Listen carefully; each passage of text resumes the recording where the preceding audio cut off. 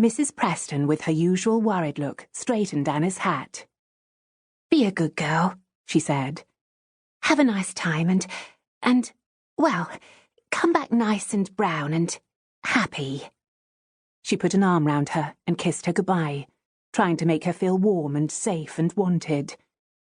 But Anna could feel she was trying and wished she would not.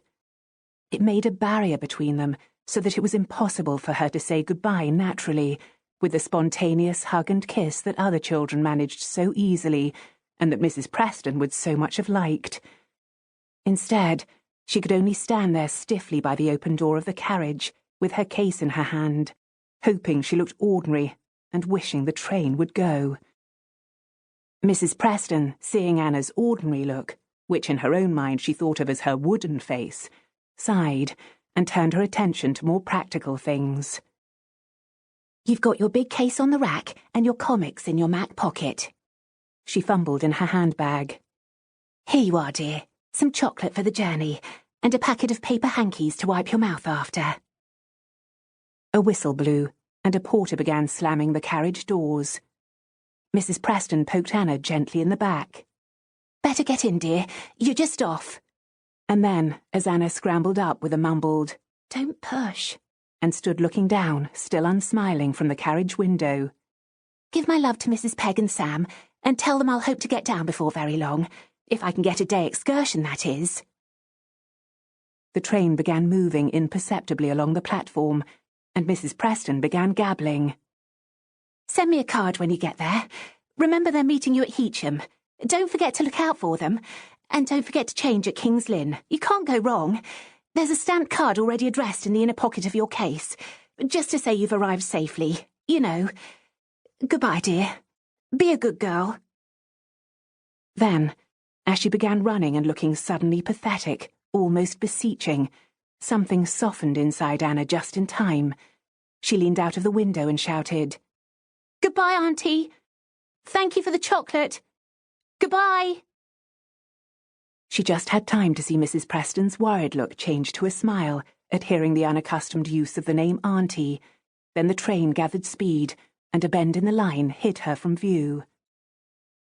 Anna sat down without looking round, broke off 4 squares of chocolate, put the rest of the bar in her pocket with a packet of paper handkerchiefs, and opened her comic. 2 hours, more than 2 hours, to King's Lynn. With luck, if she just looked ordinary, no one would speak to her in all that time. She could read her comic and then stare out of the window, thinking about nothing. Anna spent a great deal of her time thinking about nothing these days.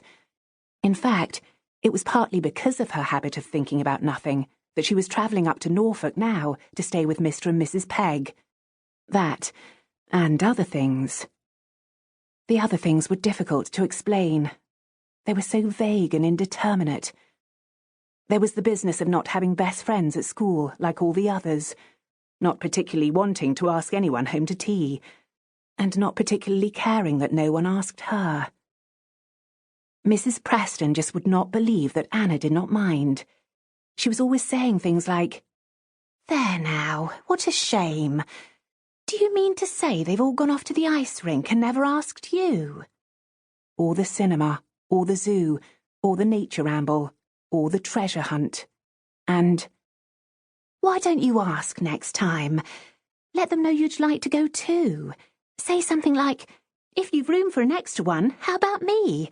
I'd love to come.' If you don't look interested, nobody'll know you are." But Anna was not interested. Not any more. She knew perfectly well, though she could never have explained it to Mrs. Preston, that things like parties and best friends and going to tea with people were fine for everyone else, because everyone else was inside some sort of invisible magic circle.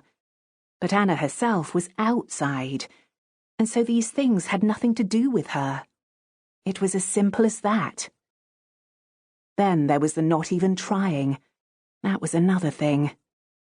Anna always thought of not even trying as if it were one long word. She had heard it so often during the last 6 months. Miss Davison, her form teacher, said it at school. "Anna, you're not even trying." It was written on her report at the end of term, and Mrs. Preston said it at home.